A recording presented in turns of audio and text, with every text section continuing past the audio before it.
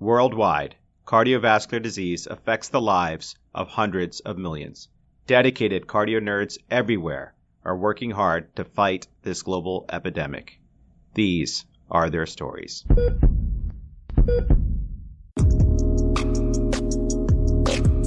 Hello, CardioNerds. It's Dan Ambinder here, and we are ecstatic about bringing this 6th prevention episode to your feeds.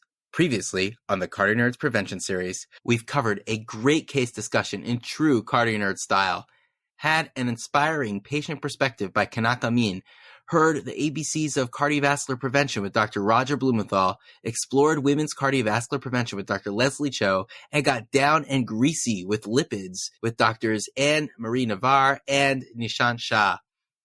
In this episode, we get crunchy and calcified with Dr. Michael Blaha, prevention aficionado and coronary artery calcium expert. We talk all things related to coronary artery calcium studies, when to get it, when not to get it, how to get it, and how frequently to get it, and how it can help you and your patient travel through and navigate their journeys through cardiovascular prevention.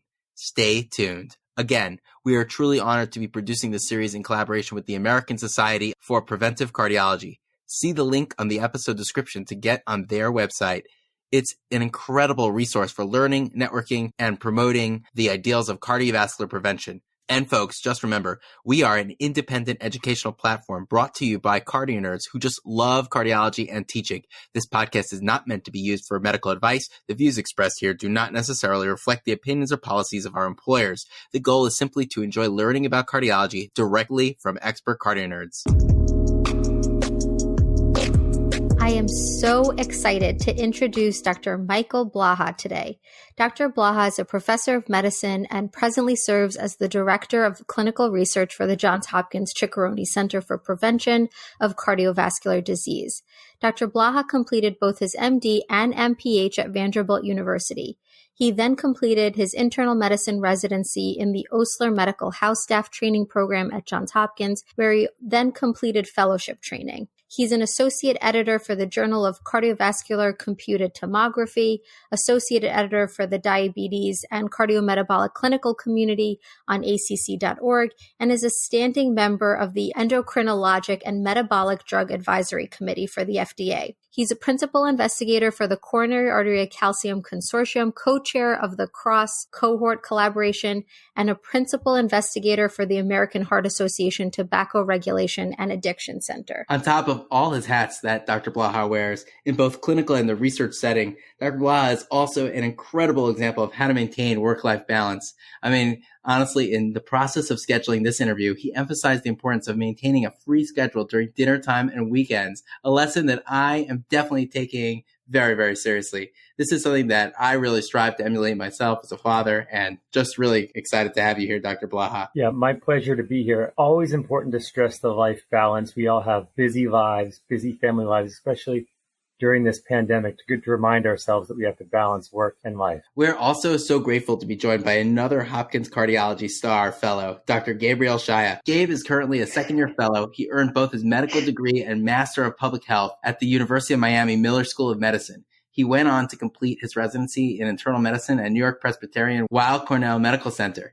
He has a research interest in preventive cardiology, and he has been working with Dr. Blaha for years. Gabe, this is a real treat, and actually, I will thank you because when CardioNerds was starting, you listened to the show, you gave us a lot of feedback, and really helped shape the way we are today. So thank you so much for being on the show. A pleasure to have you here. Yeah, thank you all for having me on. And to the whole team, I've been very impressed with the progress that CardioNerds has made over the last few months. It's great to be here today with Dr. Blaha, who's been an instrumental mentor for me over the years and has driven me to become the cardio nerd that I am today. So I am looking very much forward to our discussion. Dr. Blaha, we'd like to kick off our discussion with an overview of coronary CT and coronary artery calcium. Can you give us a brief description of how coronary CT works and how a calcium score is generated? Sure, absolutely. It's good to remind everyone what exactly it is that we're talking about with a calcium score, because I think you guys have probably seen in the Housestaff, sometimes you can see confusion between a calcium score and a coronary CT angiogram.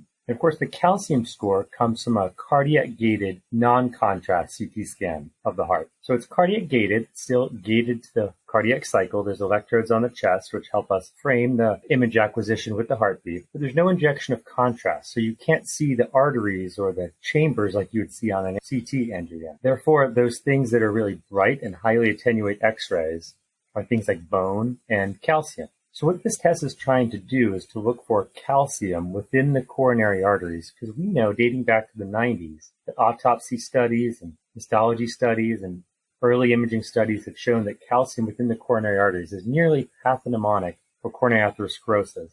And the amount of coronary calcium you have is nearly directly linked with the total burden of coronary plaque. So what we're doing on one of these cardiac-gated non-contrast CT scans of the heart is looking for calcium within the coronary arteries as a sign of plaque burden. Now you can do these tests on any modern multi-detector CT scanner that has gating capabilities. That's virtually all CT scanners anywhere, outpatient, inpatient, private practice, and academics, which is a great strength of this tool. You always acquire the images in the same way, the same slice thickness, the same energy photon, as opposed to other CTs where we might vary the technique. You always reconstruct them in the same way as well. So if you get the scan done here or in another institution or around the world, it all should come out the same. It's a fairly easy study to interpret. And in about a couple minutes, then you can identify the calcium within someone's coronary arteries and get a sense of, in this case, their risk.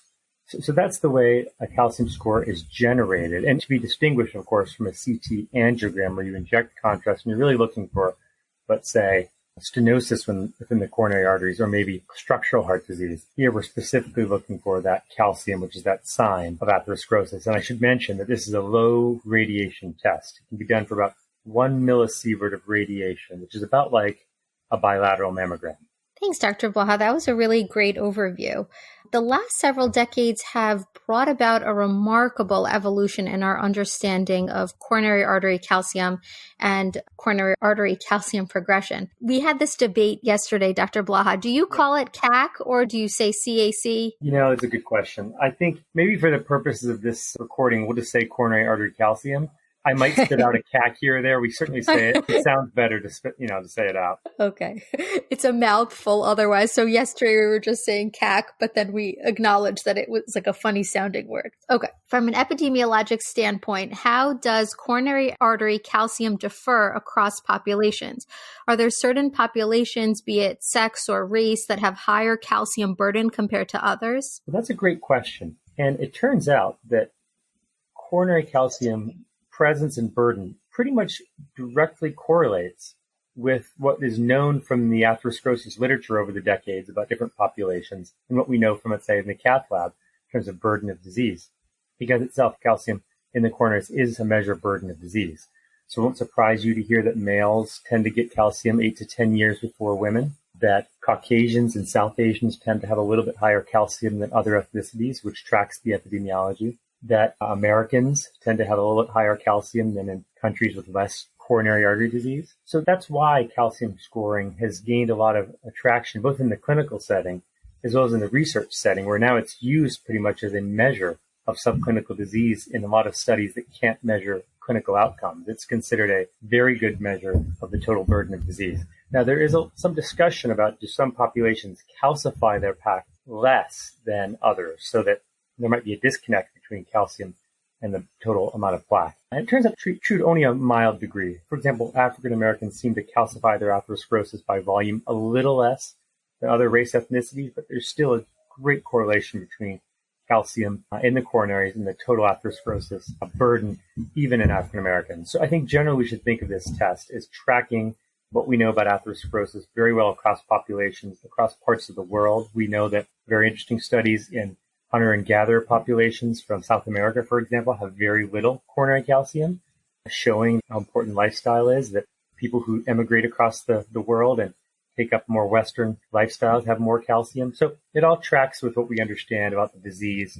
Even environmental exposures like environmental pollution are linked to coronary calcium. So it's taught us a lot about bringing what we know about atherosclerosis over the decades into the imaging era and as a tool to quickly phenotype patients and populations in terms of their plaque burden. Thanks, Dr. Blaha. It's really neat that calcium scoring actually does so much wonders in terms of personalizing risk, but on the other hand, actually identifies epidemiological trends that you kind of talk about. So that's very fascinating about this particular test, whereas pooled cohort equations may not necessarily do the same thing. But Dr. Blaha, we'd love to get some of your input on some cases from our CardioNerds Prevention Clinic. Our first case is Mr. Bob McDonald, who is a 55-year-old African-American male, a non-diabetic and non-smoker who tries to maintain a good diet and exercise. Unfortunately, he was dealt a hard card of genes as his father died at the age of 45 from an MI. His blood pressure today in clinic is 139 over 85 millimeters of mercury. Total cholesterol is 130 milligrams per deciliter. HDL 60. Calculated LDL is 90. And his 10-year ASCVD risk by pooled cohort equation is 13.4%. He recently saw something on TV about coronary artery calcium scores and really wants to know, what's this all about? So would you recommend coronary artery calcium testing for Mr. McDonald? And in general, which patients would you consider coronary artery calcium testing? So great, Dan. Great case. Great question. Let me go back to something you said before, which I think you hit on something important. And you said that coronary calcium personalizes risk.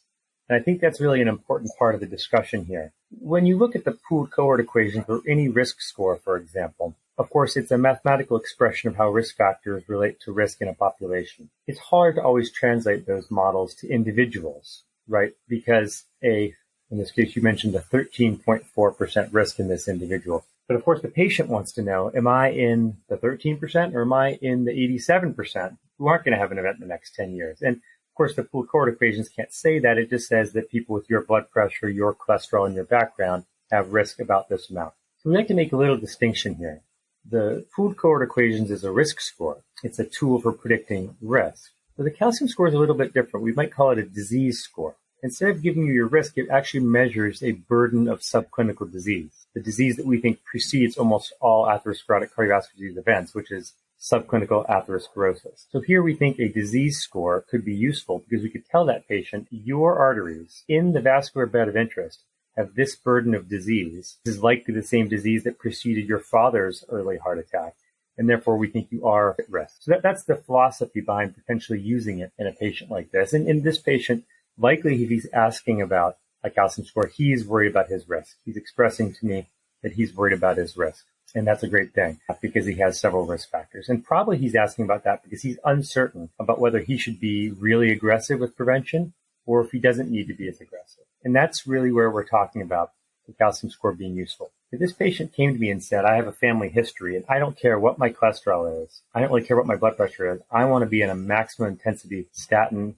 and cholesterol lowering program, I would say you might not need a calcium score. Let's go ahead. If he came to me and said, I don't care what my risk factors are, I'm fine, I'm not going to take any medicines, the calcium score might not be for him either. But if he comes and says, I live a good lifestyle, but my father had a heart attack at an early age, I want to know if I'm afflicted by the same thing, and I will really change my lifestyle, and I'll take new medicines if I'm afflicted. And if I'm not, maybe I might live a little bit differently, maybe I'll take less medicine. So that would be the expression of uncertainty of risk, and that's where the calcium score can be helpful. And of course, in new guidelines, ACC/AHA guidelines, as well as European guidelines, and other subspecialty organizations like the National Lipid Association, upcoming guidelines from the Endocrine Society, as well as the Society of Cardiovascular CT, support calcium scoring in the so-called borderline intermediate risk patients, those patients in the 5 to 20% pooled cohort equation zone who are uncertain about the next steps. So this patient comes to me,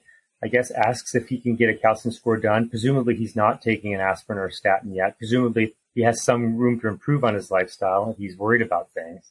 So I would talk to him about his risk. I'd probably tell him his pooled cohort equation's risk was 13%, as you mentioned. If he said, well, gosh, that's so high, I want to take all the medicines, then maybe we don't need a calcium score. But chances are he would say, well, what does that mean? What does a 13% chance risk mean? And does that mean there's an 87% chance I'm fine? And then I talk about a calcium score. A calcium score would be a way to personalize that risk estimate and figure out if you have a subclinical form of the disease that we think leads to atherosclerotic cardiovascular disease events. And I'd probably make reference to his father who died of a heart attack at a young age, saying that we try to identify early in your life that same risk that your father had. So yes, I would consider a calcium score here, right? His LDL is only 90. It's not so high. The blood pressure is sort of borderline. It's in the stage 1 zone, hypertension. So there's a lot of things that we could do differently. I talked about diet and exercise too. And I'd say, if I find out that your calcium score is very high, would you change your lifestyle? And he said, oh yeah, if it's high, I'm going to get back on the exercise bike or I'm going to eat better, then that could be another benefit. So I consider a calcium score. And here I'd be looking for hopefully a score of 0 in this gentleman. Hopefully he's avoided the genetic risk of his father and I can reassure him. I'd also be looking to see if he has a very high score, in which case I'd be very aggressive with him in terms of preventing events. So that's where this fits in. And I think if we could come to some understanding about what score the test means, what a score means, and he's on board with it, I would order one. That's really helpful to think about. I really like the way you framed it in, like, is this going to change my management? I kind of have a follow-up question about how to order one. And on the wards, it's been thrown around that you could, quote unquote, add a coronary calcium score onto a prior CT chest non-con for some other reason. And I was kind of wondering what your thoughts are on that and if it's actually the same quality of test. So this is a great question, and it gets to a lot of the misunderstandings about calcium scoring that I see kind of amongst Housestaff as they're learning, for example. Remember, the calcium score comes from, by definition, from a non-contrast cardiac-gated study with a narrow field of view reconstruction just of the heart. So if you're looking at a chest-to-chest reconstruction, skin-to-skin, what we call reconstruction of a entire chest, and it's a non-gated study, for example, let's say for pneumonia, you can't technically do a calcium score from that CT. It has to be a dedicated calcium score. So no, you can't add on a calcium score from a prior non-gated image or even an image that wasn't reconstructed with a narrow field of view around the heart that was reconstructed to look at the lungs, for example. You can't add it on, nor can you do a calcium score from a CT angiogram, at least that acquisition after you inject contrast, because now the contrast gets in the way of the calcium. So it is a specific test that you order separate from, let's say, a lung cancer screening CT, a CT scan in an oncology patient, you're following something, or a CT angiogram. However, and probably we'll come back to this later in the discussion, it is really important to realize, though, that you can open up any chest CT, non-gated or otherwise, in the medical record and look yourself for calcium. And even though you can't do a formal calcium score, you can interpret whether there's a lot of calcium or none in the coronaries and get a quick assessment of risk on any patient who has a chest CT in the medical record. So a lot of people are working on things like artificial intelligence to scan the medical record for prior chest CTs and automated read of these for calcium, or at least now there's a class 1 recommendation for radiologists to at least give a qualitative interpretation of calcium on all chest CTs. But technically a calcium score is a specific test. You order it, like for us in Epic, in the usual way, and the patient can get it done at the outpatient center, the inpatient center, commercial radiology center in town, and get the same test. It's really the same. Where we might think that a test is done better at academic center in certain cases and not in the community, this test would be done the same anywhere. That's just one of the nice things about this test. And then that's the only way you can get a quantitative calcium score. Otherwise, you can make a qualitative assessment of the calcium, and I encourage everyone to do that on their chest CTs. But a calcium score is a specific test that can't be added on or combined with, let's say, a contrasted CT study. I have another follow-up question, Dr. Blaha, sort of going back to our first case example and talking about understanding an individual's risk and potential heritability and family history. When it comes to coronary artery calcium, do we have information on what the link might be in terms of family history? Do we have epidemiologic data to suggest that an individual with a strong family history of coronary artery disease might still have a calcium score of 0? And are they at higher likelihood for higher calcium score based on that genetic risk? Yeah, good question. So we've done a lot of work in this area, given the confluence of importance of early risk detection in these people with family histories. So lots of work on this was done from the multi-ethnic study of atherosclerosis by people like Khurram Nasser and Aaron Mikos a long time ago, Roger Blumenthal, and others.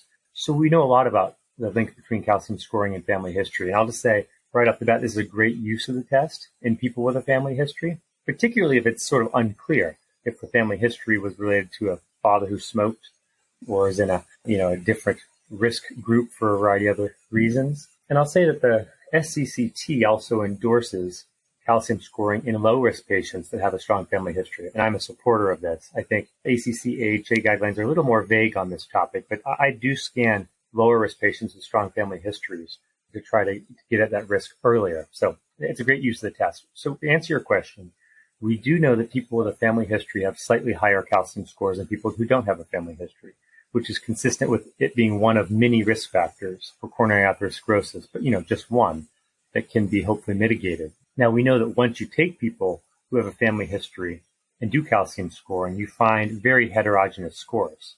You can find a lot of zeros in people who seem to have a strong family history and a lot of high scores, of course. So what I'll say is the calcium score is a little bit higher in people with a family history than people who don't have a family history. However, once you do a calcium score in someone with a family history, it is just as predictive in people who have a family history as in those who don't have a family history. So the calcium score is clearly additive on top of family history. It's a great tool in those with family history. You'll find heterogeneous risk in these populations, as you know, clinically, very useful in this setting. And I could point the listeners to several important papers in this area. Maybe the most recent one was, I think, in 2017 in the journal Circulation Imaging. It was from MESA. I think the first author was J.D. Patel. A great paper, and Bill McAvoy was a part of this study, looking at how the calcium score performs in people with and without a family history. I think it's the go-to reference in support of the value in those people with a family history. That's great. Thanks. Okay, Gabe, sorry for that tangent. You're up.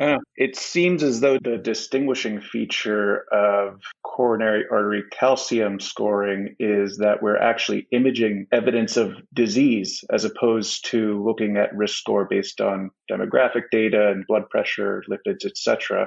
There are also other tests that are out there that could potentially identify atherosclerosis more directly, such as carotid intimal testing and ankle brachial index. And so I was curious, how does coronary artery calcium testing compare to those types of tests? Great question, Gabe. And this is another area where I'll point to the multi-ethnic study of atherosclerosis, which was an NHLBI-funded prospective cohort study that started in the year 2000, with its primary goal being the study of subclinical cardiovascular disease and future outcomes. So this study was designed to answer these questions, which were unclear 2 decades ago. So the multi-ethnic study of atherosclerosis included carotid ultrasounds, cardiac MRIs, ABI tests, measures of vascular stiffness, and other things that kind of really aren't caught on clinically. And one of the main findings of MESA was that by far amongst these tests, the calcium score is by far the best for predicting risk. It's probably because it's the most sensitive and also the most specific for atherosclerosis. So clearly the calcium score outperforms, for example, carotid testing or the ABI. The ABI it's not abnormal in many patients. It's not a very sensitive tool for early disease. It tends to pick up disease later. The carotid test can be useful in some patients. It's not as predictive of coronary disease, clearly. It's maybe equivalent in stroke prediction is the calcium score, but does not do as good, maybe not surprisingly, for the coronaries because it's not a coronary test. And it's harder to quantify a carotid test, much more sonographer variability with how the carotid is imaged. It's not in a systematic fashion like the calcium score. So the calcium score is the best test of those. And that's reflected in the new guidelines, where we were a little frustrated in 2013 because they kind of give you a list of tests that you could consider in your risk prediction workup. But now the 2018-19 guidelines come down clear with statements saying that the calcium score is the single best test to improve risk prediction on top of the pooled cohort equations, which I think is welcome and helps clear up confusion amongst providers who might be historically ordering a variety of different tests. Now it points straight to the calcium score. So does the European guidelines and other guidelines now, because there is that clear advantage. And actually there's a class 3 recommendation for carotid intimal media thickness testing, which is don't do it, because it's an inferior test, hard to reproduce compared to these other tests. Now, you could say, well, why don't we just do a coronary CT angiogram on all these patients? Because the calcium score just is looking for the calcified component of the plaque, kind of making an inference about your total plaque burden. Why don't we just look at a coronary CT angiogram? And the coronary CT angiogram, of course, predicts risk extremely well, too. But in asymptomatic patients who are on the lower end of the risk spectrum, the CT angiogram adds actually very little on top of the calcium score. It's a great test for symptomatic patients, higher risk patients, but it's been hard to show the CTA really improves over the calcium score in patients at the lower end of the risk spectrum in terms of, you're not looking for stenosis, you just want to know plaque burden. The calcium score does a majority of the work. So that's why the guidelines focus in on the calcium score. It's cheap, reproducible, low radiation test, doesn't need special equipment or technologists, can be done anywhere. That's why it's the preferred test right now. Thanks. I'd like to next discuss two patients that I saw recently that are quite similar except for one key difference. So the first was Mr. Roger IHOP. He's a 60-year-old gentleman with diabetes, hypertension, blood pressure was 140/80 at the clinic visit on lisinopril. He's a current smoker with a 30-pack-year smoking history. He has no family history of coronary disease, total cholesterol of 155, HDL of 55, and is not on a statin. He underwent a coronary CT recently with a calcium score of 0. His estimated 10-year risk of CVD by MESA CHD risk score is 4.8% when you include the calcium score, and 14.6% when you don't include the calcium score. The second patient I saw was Mr. Duncan Donati. He's a 60-year-old gentleman without diabetes or hypertension. He does not currently smoke or have a family history of coronary disease. In the office that day, his blood pressure was 130/70. Total cholesterol 165, HDL of 60. He too had a coronary CT the same day as Mr. IHOP, coincidentally, but his calcium score was 260. Mr. Donati's 10-year risk of CVD by MESA is higher at 7.6% when you include the calcium score, but actually comes out lower than Mr. IHOP's when you don't include the calcium score at 3.7%. Dr. Blaha, how does inclusion of calcium scores change risk prediction? Great. So these are some great cases. And I guess I'll summarize by saying first case, lots of risk factors, no calcium. Second case, not as many risk factors, but high calcium. And this describes like a daily day for me reading CT scans when I cover the CT service, usually Fridays at Hopkins, because you can sit there and predict all you want what the calcium score is going to be ahead of time. And you don't know until you do the study. And we're surprised all the time. Certainly people with more risk factors have higher calcium, but you see all the time people who you're sure are going to have high calcium scores and don't have anything, and people who, I guess, by epidemiology studies, you'd say shouldn't have calcium, but do have high calcium scores. So this is common. We did a study one time saying, can patients predict by their perceived health status, sort of predict what their calcium score was, and say, well, my perceived health is excellent, my perceived health is poor, cardiovascular health. How well does that correlate to the calcium score that you actually get? And it doesn't correlate that well. So if you kind of polled the audience and asked patients what your calcium score is going to be, patients and by extension physicians can't predict all that well what the calcium score is going to be. Now, in composite over thousands of patients, maybe there's a strong correlation, but on any individual patient, it is very hard to know what the calcium score is going to be. So it's not surprising to have a patient with risk factors and a low calcium score and a patient without as many risk factors and a high calcium score. It happens all the time. And you can see patients with multiple risk factors come out as lower risk than patients with less risk factors but a high calcium score. Because that patient with a high calcium score has a high burden of disease. If you were to look at a cath or an imaging study, CT angiogram, those patients probably have a variety of early plaques or maybe moderate advanced plaques in their coronaries. And that patient with a score of 0 might well have clean coronaries. The cath with perfect arteries or the CTA without identifiable non-calcified plaque, they're fundamentally different phenotypes, expressing atherosclerosis quite differently. Yeah, so calcium scores clearly can change risk prediction based on burden of disease and sometimes can change a lot of the way we think about a patient. Now, that first patient you mentioned is a smoker. So, we're going to get that patient to hopefully quit smoking regardless of the calcium score. The calcium score doesn't really factor in too much for me for considering the smoking. That's the biggest thing with that patient. And now if we get that patient to quit smoking, then that patient doesn't have a family history, doesn't have high cholesterol. I guess there's a blood pressure that sort of needs to be managed. But as far as the calcium score of 0 would bring that patient's risk down to the point where I could definitely focus on lower aggressive interventions, focus on lifestyle in that patient. Whereas the second patient, we would have probably said, your risk factors are great, you're fine, until we get the calcium score and shows that it's high. And I'm very likely to try to lower that patient's cholesterol with the statin, put that patient on an aspirin. We'll kind of come back and talk about that later, how aspirin seems to have a net benefit when patient scores are above 100. You mentioned the MESA risk score. You read out those risk scores. You can go online and calculate it for these patients and see just what you said.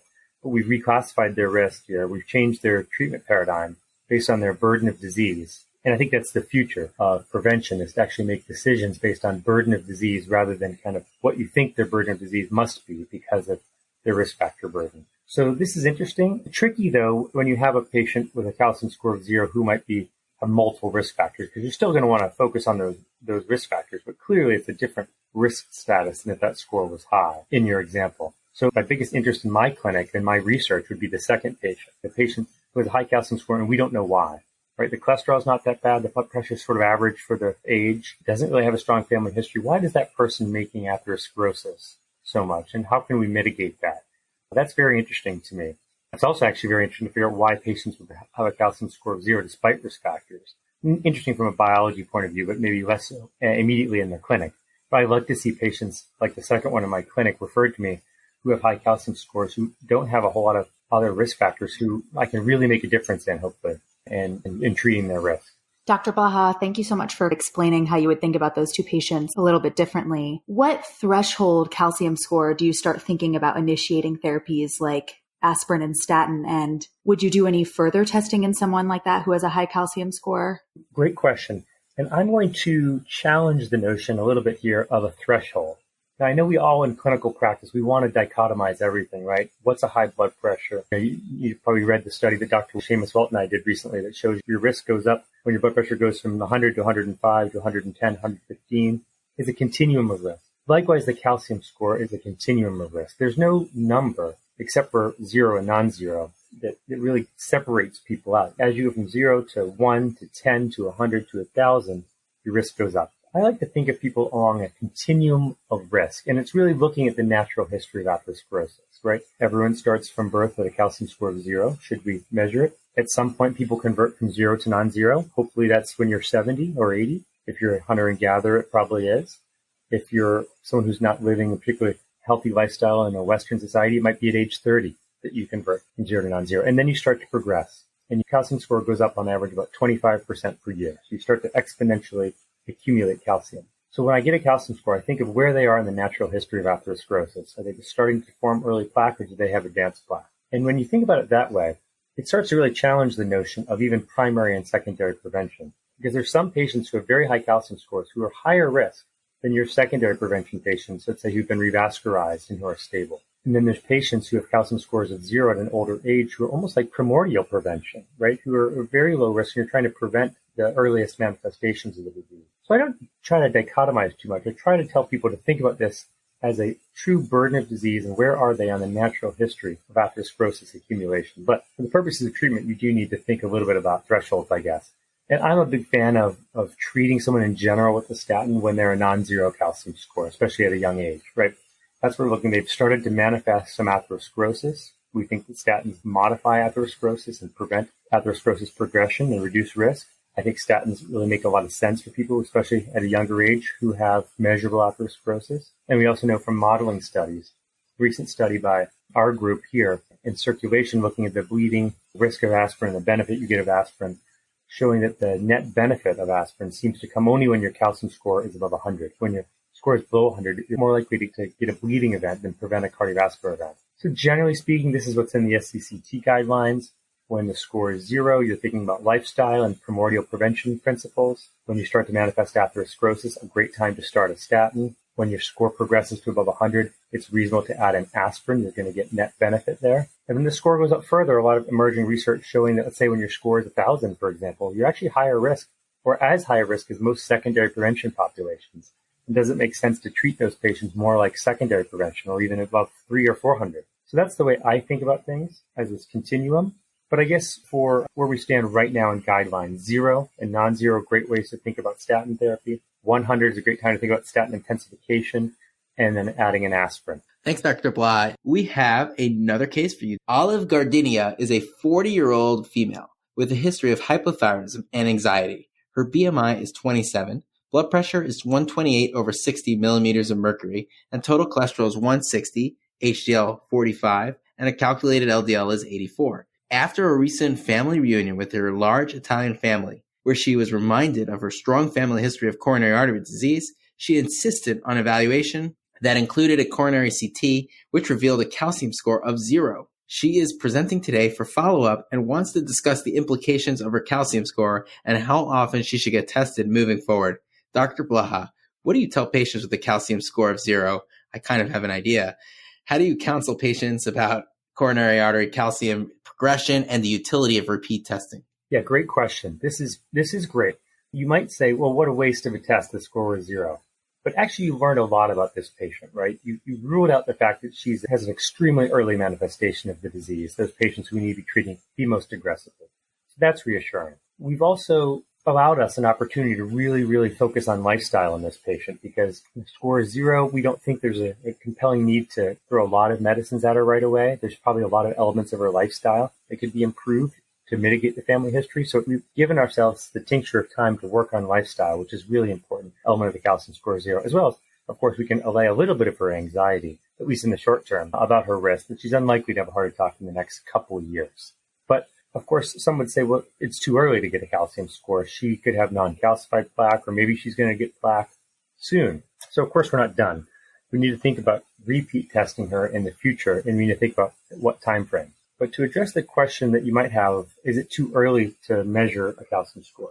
And really, you just need to change your frame of reference for the age and the sex of the patient. So we expected a calcium score of 0 in this patient. So we were looking for any non-zero score as something that would trigger therapy. And we got the score we were expecting of 0, so we largely didn't make a major change. But that, like I said, it still had value. We recently published a study showing that even in 20 to 30-year-olds with risk factors, there's about a 1 in 10 chance of finding a non-zero calcium score. The median score was 4 in those young patients.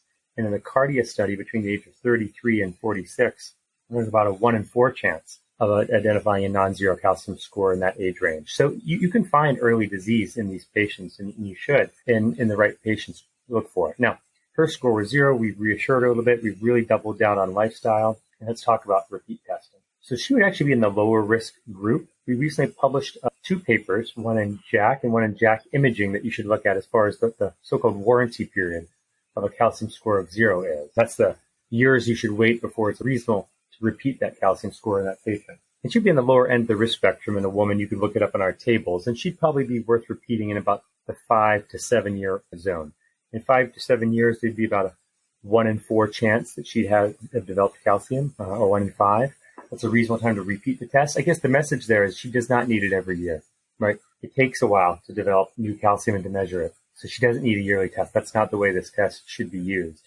If she's an intermediate risk patient, we usually say 3 to 5 years, repeat the test. And why repeat the test? Well, if you measure it again in 5 years and she's converted to a score of 10 and she's now 45, I'm still going to treat her very aggressively now that I've seen that manifestation of atherosclerosis. So that's what I tell patients with scores of 0. You have time to work on lifestyle. How do I counsel them? I say, if you don't have any measurable atherosclerosis now, we need to work on the things that mitigate the initiation of atherosclerosis. We can repeat this test every, say, 5 year interval, and we can change our plan based on the results. And that's really, it's in the guidelines. I think it's going to be in the next set of guidelines even more clearly based on more evidence-based data about repeating the test that we have. But we've dispelled the notion that exists about a decade ago that you need to do this test every year or two. That doesn't have a lot of value to do it that often. So this is a patient in whom, a younger patient, relatively few risk factors. We would have been surprised by a non-zero calcium score. Say we took a patient who was a bit older, there would be a higher expected prevalence of non-zero coronary calcium. I'm curious to know your thoughts about how we should think about one's percentile with relation to the presence or absence of coronary calcium versus the absolute score of coronary calcium. This is a great question. So in our score reports, you'll always see an absolute score. That's a score in Agatston units. That's the calcium score, what the patient's score was. And you'll see the percentile, and that's the age, sex, and race-adjusted percentile of their score. So, for example, someone's score could be 100. And if they're young, that could place them at the 90th percentile for their age, sex, and race, telling them that they're ahead of 90% of their peers in terms of their score. This helps frame the results.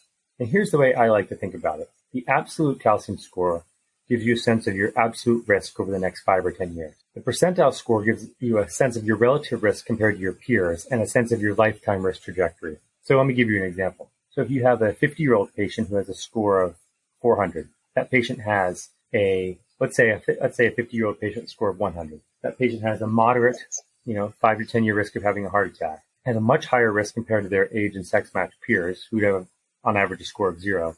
And their lifetime risk of developing coronary disease is very high. In fact, we could calculate based on our studies, the risk of developing heart attack or cancer as a terminal outcome for that patient would be much more likely to be a heart attack. Now, if you have a patient, let's take the extreme of 80, who has a score of 100, They have a similar 5 to 10 year risk of a heart attack as the 50-year-old who has a score of 100, but the relative risk compared to their peers would be much lower because the expected score at 80 would be higher. And their lifetime risk of developing cardiovascular disease, of course, is lower because their percentile being lower. So if you take that to the extreme on the other end, this is a really important concept for younger patients in whom you selectively use the calcium score. For patients referred to me with a strong family history, maybe they have a high Lp(a), and at 35, they got their first calcium score, and the score is 10. That's a very high percentile compared to their age-matched peers, very high relative risk compared to their peers, and a very high lifetime risk, and a strong rationale to start intervening early in that patient. Well, that score of 10 in a 70-year-old patient would be much less worrisome. So you need to know the score and the age of the patient or the percentile of the patient to really put this into perspective. So you can say, what's your short-term risk, what's your relative risk compared to your peers, and what's your lifetime risk trajectory. And this is important to me in prevention because I want to see young patients with non-zero scores and whom have a high lifetime risk of disease where I think I can make the most difference in intervening early. And we're doing more and more studies in these young patients, finding significant non-zero scores in these patients, and it's very, very prognostic. So that's where the readers, the listeners out there, the practitioners need to be thinking about both the absolute score and the relative score. Yeah, that's very helpful. It's kind of like endocrinology. You have the absolute TSH, but you have to compare it to your patient. I find the same thing with the calcium score. Recognizing that having a young age and a lower calcium score has major implications versus somebody who's 90 years old, for whatever reason, they got a calcium score and a low number means a completely different thing for those two different patients. So I was wondering, we mentioned Lp(a). Lp(a) is on the rise. People are talking a lot about it as a risk factor. And, you can have almost a normal lipid profile, but because of elevated Lp(a), you're at higher risk. Is this something that's captured by the calcium score? So, you can have a high Lp(a) putting you at a higher risk, and then you get a normal calcium score. Does that completely negate the known high Lp(a)? That's a good question. I think it largely negates that risk, but maybe not completely. The mechanisms by which Lp(a) mediate risk is still being worked out. Clearly, part of it's via propagation of atherosclerosis, Lp(a) being a cholesterol-carrying lipoprotein. But also, we think that Lp(a) might have implications for thrombosis, inflammation, things like that. So I think largely, if you look at the studies, patients with calcium scores of 0 who have high Lp(a)s have very favorable prognosis. I guess the worst scenario would be, of course, you have a high Lp(a) and a high calcium score where there appears to be some additive risk there. So I think the calcium score is a great test for people with high Lp(a). I think if that's their only risk factor, you can somewhat reassure them, of course, their score is 0. And when you find those patients with a high Lp(a) and a high calcium score, usually have a family history too. Those are the patients, like I said, we like to see in the clinic. We're going to treat them very aggressively. For now, that just means getting their LDL down really low, looking into the future at Lp(a) specific lowering therapies that are now in clinical trials for secondary prevention patients. That will be potential therapy in the future for these kind of patients. Probably not going to be treating Lp(a) and the absence of atherosclerosis with expensive therapies, but I can imagine the future in primary prevention, we might be finding patients with high Lp(a) and advanced subclinical atherosclerosis that we might go ahead and elect to lower their Lp(a), even with a more expensive therapy, knowing that we're going to get value in the future by lowering that patient's lifetime risk. Oh, fantastic. Really targeting therapy in an individualized way. So Dr. Blaha, when was the first time you heard about coronary calcium studies and what made you get really into it that you've become kind of a leading expert? That's a good question. So I can tell you that I came to Hopkins in 2006 as an intern, of course, and I knew I wanted to do preventative cardiology. I'd done a lot of work at Vanderbilt in insulin resistance and metabolic syndrome. Particularly what was interesting about that to me was the cardiovascular side. I always had interest in cardiometabolic disease, as you read from my profile. And I was always interested in risk prediction as well. And I remember it was pretty much my intern year doing a lot of reading. And I was into biostatistics and epidemiology, a lot of reading about risk prediction and kind of what the latest in risk prediction was. And I looked at these studies, and I was just blown away by these early studies about how strong of a predictor calcium scoring was. And I really didn't know what it was or how to do it at that point. But I could see from the data that it was blowing away everything else. That at the time, inflammatory biomarkers were very hot, that it clearly was a stronger risk predictor than measuring anything in the serum that you could measure. And it started to occur to me several of the things that we talked about here, how it was really personalizing risk based on the burden of disease. So I can honestly say it was the data that drew me to calcium scoring. And then, of course, I learned more about it and how to improve it, even based off of those early studies.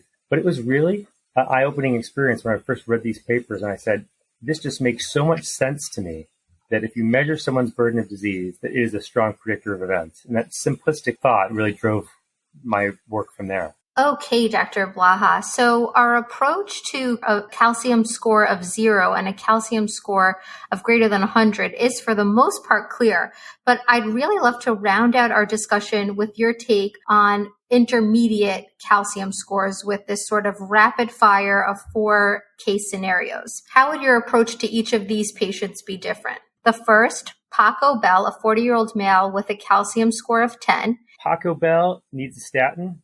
The second, Wendy Thomas, a 40-year-old female with a calcium score of 75. Wendy Thomas, probably a statin and an aspirin. Third, Auntie Ann, a 70-year-old female with a calcium score of 10. Auntie Ann lifestyle. And last, Colonel Sanders, a 70-year-old gentleman with a calcium score of 75. Colonel Sanders is borderline. That was 70-year-old with a score of 75. That was perfect. I just wanted to ask, we've touched a few times during the discussion on involving the patient in decision-making when it comes to particularly prescribing certain medicines for prevention. And with coronary calcium scoring, we have the ability to say there is disease or there is not disease. I've often found it sometimes a little bit difficult to express risk to patients with just a risk score in the absence of having coronary calcium. It's sometimes a little bit difficult for patients to understand, or at least that's what I have found. And so I'm wondering what your personal experience is with patient perception when they do have access to coronary calcium and know their score. And second, if we have any data or literature pointing to changes in risk factor control after both a patient and the physician is made aware of their refined risk score with the addition of coronary calcium. So those are great questions. And I'll echo what you said about standard risk scores, right?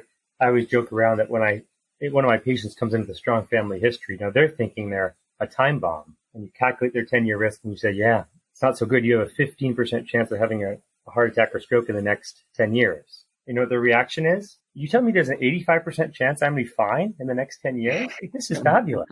I'm low risk. I was thinking I was going to have a heart attack tomorrow, and I'm 85% chance I'll be fine in the next 10 years. So, we all agree that a lot of patients have a hard time thinking about probability the same way we do. We see hundreds of patients. They're just one patient. So it's really hard to communicate risk with a 10-year risk score, clearly. And no doubt the calcium score has big advantages. I encourage everyone in the era of electronic medical records to tilt the monitor towards the patient and open up the calcium score and show the patient and say, we did this score because I'm looking for that stuff. And that stuff in your arteries right there is plaque. And that plaque is the same thing that your parents had in your arteries before they had their heart attack. And that is why I'm treating it. Not because it says 7.6% on this app, but because of that stuff in your arteries. That all sounds good, but is there data to support it? Well, there is. A study by Ron Blankstein's group, it's a meta-analysis from Brigham and Women, looked at all the studies looking at, in this case, calcium scoring and both initiation and adherence to medications in the prevention sphere after calcium scoring, showing that a non-zero calcium score or higher calcium score is associated with more guideline-based prescription and as well as continuation and adherence to therapies after a calcium score. So there is some data to support that. And actually, there's a bunch of good European data on carotid ultrasound earlier, too, that shows that patients actually can improve their lifestyle and stick with medicines much better after being shown plaque on a carotid ultrasound. I think it translates across imaging modalities. But there is good data to support that there's a modest increase in adherence to lifestyle and pharmacologic therapy once you know you have plaque versus just knowing your 10-year risk. There's one randomized control trial called the Eisner study that randomized people to a calcium score versus kind of standard risk advice. This was about a decade ago. And there was a modest improvement in risk factors, not real impressive, but a modest improvement in risk factors in people who got randomized to knowing their calcium score. So there's some mild randomized evidence, but not big studies in that regard, but a lot of face validity to that concept. That if you show someone that motivates them in a way that a statistical expression of their risk doesn't. Now, we're all working on tools like decision aids and things that might improve risk communication. We think if you put things on a different scale, it improves communication. For example, we're working on a tool where it says, for example, if you're a 50-year-old and you have a score of 100, you actually have the arteries of a 75-year-old. In other words, the risk of a healthy 75-year-old. That gets people's attention in a way that's saying your risk went from 6 to 15% doesn't. So we have to improve here. We clearly have to improve what works for saying when you plan your clinical trials and you want to power your study and you need to know that it's 7.2% mean risk for your population, that might work for planning your study, but does not work for communicating to patients. So a big area for improvement there in terms of communicating risk. Yeah, that has definitely been my personal experience. And it's great to have another tool to effectively enhance communication with patients. They seem to be very receptive. Yeah, I find that too. Gabe, thanks for throwing in that question. And this is why we bring on guest interviewers who are just amazing and well-versed in the content. I was going to plug a Gabe Shia study here and tell you a study that I quote all the time in my clinic, and Gabe led this study. And I'll summarize it briefly. So Gabe looked at a big database we have of people who had exercise testing at baseline. And we followed up these 60,000 some patients who had exercise testing at baseline and followed up and saw which patients in the future had a heart attack. Then we looked back at baseline and said, your exercise capacity at baseline, was that predictive of how survivable or how well you survived your heart attack? Your 28-day mortality or 90-day mortality, I think Gabe, we looked at the year mortality. Right. And by far the biggest predictor, antecedent, 6 years antecedent to your heart attack, of your ability to survive that heart attack. This is regardless of the type of heart attack. We're just looking at all comers heart attacks. Was your physical fitness level, Gabe, right 6 years prior? So I talk about this all the time. So patient, and where this fits into calcium scoring is someone might say to me, well, my calcium score is 500 and I'm doomed. My dad had a heart attack. I'm going to have a heart attack. And I quote some of this data. They'll say to me, I'm scared to exercise. I'm afraid to get on the treadmill. I'm going to drop dead. And I'll say, well, wait a second here. If you're asymptomatic, let's make sure that you're safe. You're truly asymptomatic. Then what I want you to do is I want you to get on the treadmill. I want you to increase your physical fitness as much as possible. That is actually the primary treatment for your condition other than the medicines you take. Because I can quote you a study that says, even if you do have a heart attack later in life, like your dad did, your physical fitness level, your overall health status, which is a big determinant of physical fitness, is going to be predictive of kind of your long-term morbidity and mortality if you have an event. So that's a Gabe Shia study. I keep on bringing up over and over, Gabe, it's, I think, your best study. Thank you for the plug. I appreciate it. Yeah, it makes a lot of sense, right? So what do you think, Gabe? Well, certainly it's a study that not to plug my own study to my patients, but I do mention it to them. And I think exercise capacity is often, with limited time in the clinic, we don't often counsel patients or may not have time to counsel patients the way that we want to in that regard. So particularly in patients in cardiology clinic who, as you said, might have hesitation when it comes to pushing themselves with exercise, assuming that it's safe and that they're asymptomatic, et cetera. It's important to emphasize that exercise capacity is a strong risk factor, both with incident cardiovascular disease and subsequent adverse outcomes. Exactly. So anyway, I just wanted to make that point clear. It really has prevention implications. Thank you guys so much. This was a really amazing discussion. And we want to finish off by asking you, Dr. Blaha, what makes your heart flutter about cardiovascular prevention? Yeah, that's a good question. From a background that I have in public health and epidemiology, I was always fascinated about doing things that have and research or thinking that has greater impact than just one patient, that has an impact on a society or hopefully the world. So what makes me interested about prevention is the scope of the impact you might be able to have. If you could get people to quit smoking a little bit better or inform people about the risks of a new risk marker or something, the impact you could have would be huge. And I realize that we all learn in this field, it takes a long time to get something to be translated to clinical practice. Even something as simple as a calcium score or a statin can take a decade to really become where everyone says that's obvious. So it takes a long time, but once it's out there, I think it can have a major impact on virtually everybody, right? Once you're in prevention, other physicians come up to you and ask you about their own health status. Your family members want to ask you about what do you know about diet and exercise. You really have a skill set that's very valuable to people, not just your patients, but people in general. And I like public health messaging. I think it's important. So that's what gets me interested about prevention is the scope of the problem. So with that, I want to thank you, Dr. Blaha and Gabe, for joining us today. And we want to welcome you to the CardioNerds family. This was a really, really, really amazing discussion. And I learned a lot about calcium scoring and just the different scenarios in which it would be most useful.